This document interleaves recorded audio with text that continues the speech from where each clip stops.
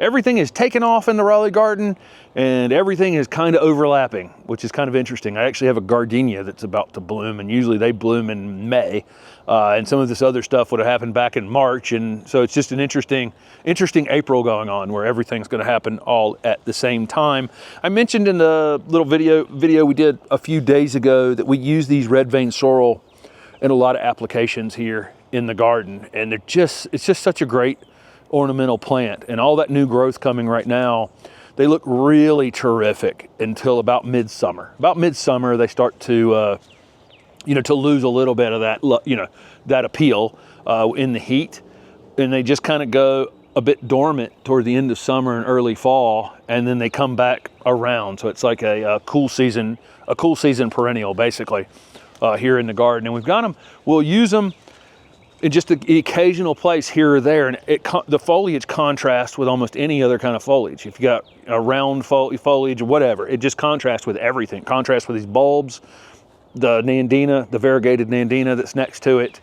Our alliums, this is pretty typical of our alliums. They come up way too early and the foliage gets zapped. So this foliage was up out of the ground early and got zapped, and now the flowers are coming up and it looks a little, it doesn't look all that great.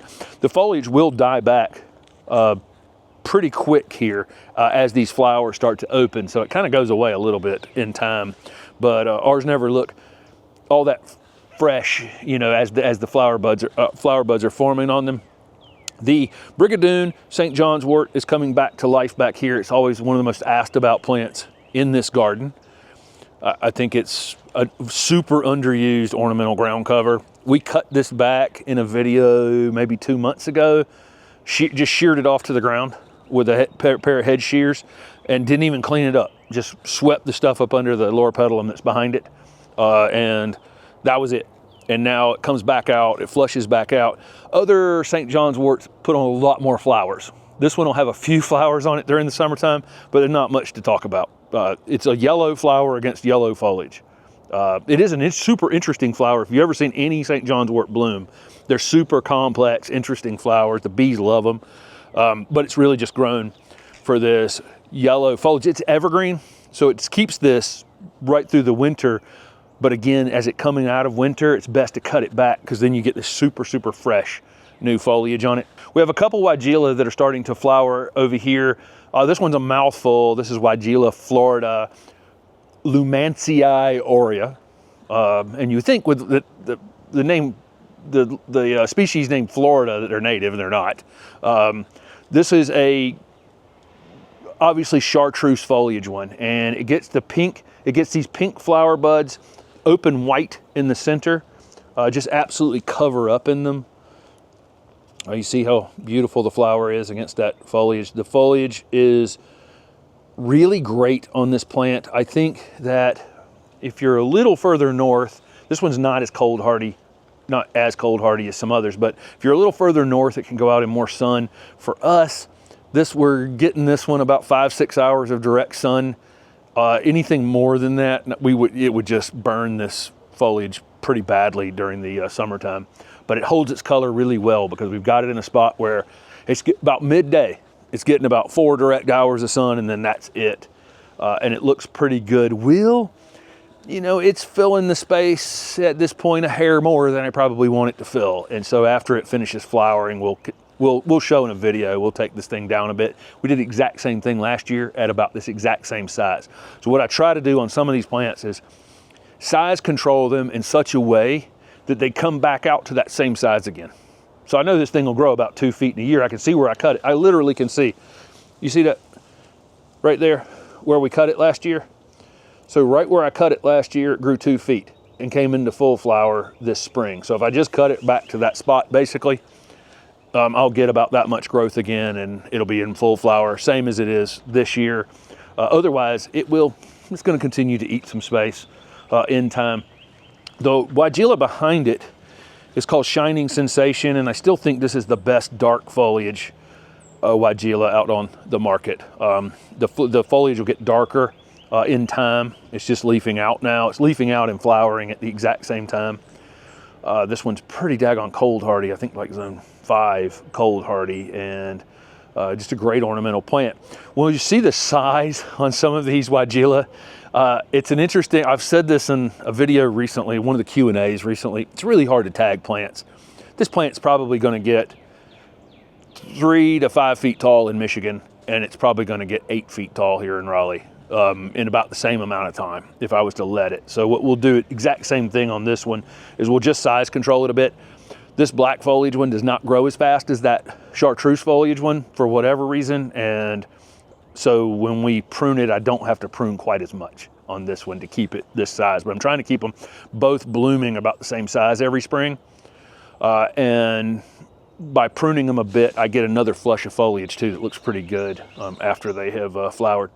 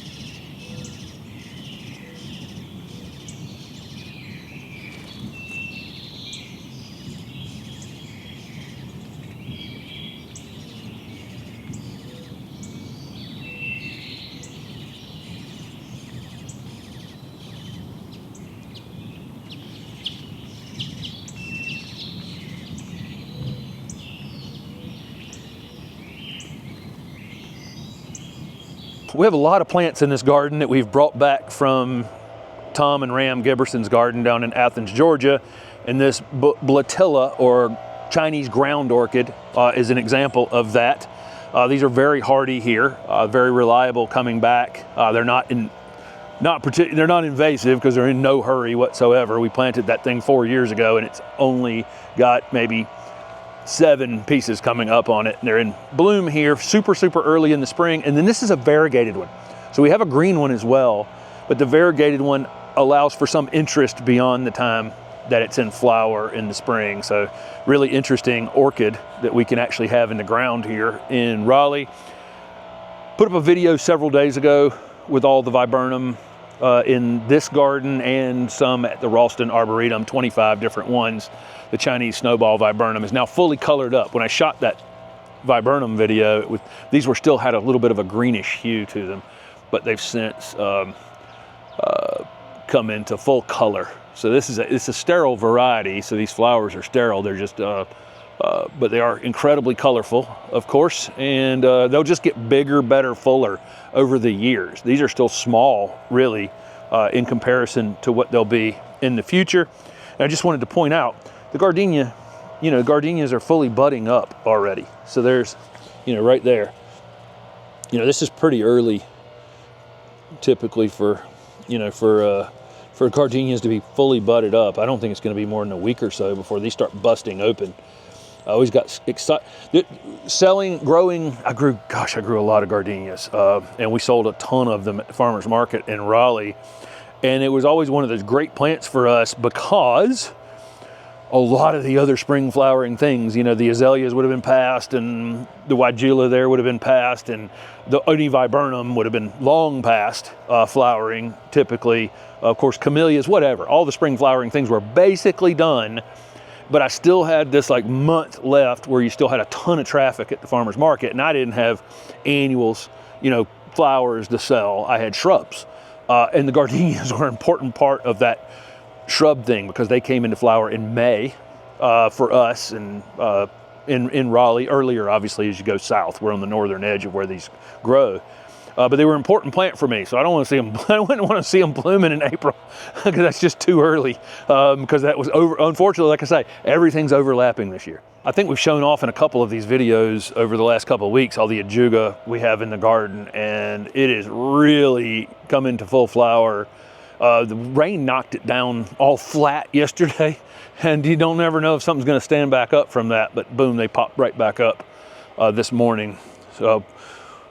This azalea is a Solar Glow, and this one's in the Southern Living Plant Collection. This is actually one of Buddy Lee's plants. I've got this thing so close to this path over here that a couple branches got broken on it last year, and so they don't have only has flowers on one side because the side with the path on it had a couple branches snap off. They're fine, and it's got new growth on it, but I probably need to get this thing to a slightly better space and a little more sun. I think I have it in too much shade. So these will tolerate shade, and they're understory plants in the southeast, you know, native to the southeast and up into the Appalachian Mountains. But they're unfortunately, you know, again, I think I just got it in so much shade that this is typical of when we see them in the wild, where they'll have 3-4 clusters of flowers on them because it's all the sun they can muster. If we put them in more sun in our gardens, we can get to just pretty much color up